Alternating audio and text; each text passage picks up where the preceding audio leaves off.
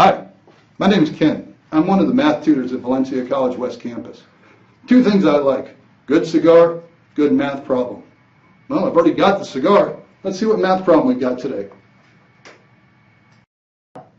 Today, we're going to look at implicit differentiation. This is a calculus or business calc technique.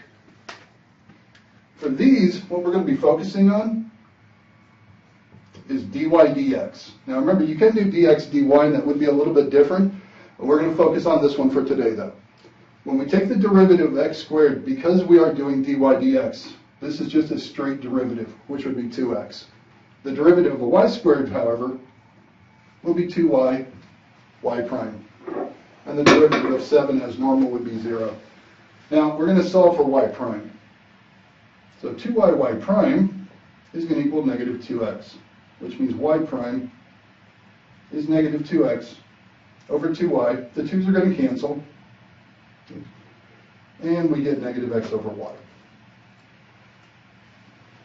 Simple example, but this one works. Now, we're going to do a little more complicated one over here.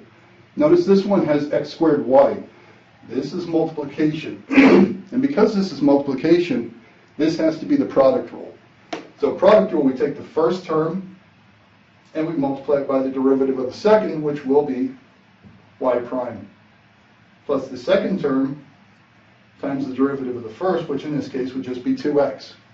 We do the same thing for this. First term times the derivative of the second, plus the second term times the derivative of the first, which the derivative of the first would just be 1. And this is going to equal 0. We're going to solve again for y prime. We have two terms this time that have y prime in them, so we're going to keep those on the same side. And this term here. And then we're going to move everything else to the other side. Negative 2xy, negative y squared. We're going to factor out the y prime over here as it is a common term. We're going to leave this side alone for right now. We're going to move this then to this side.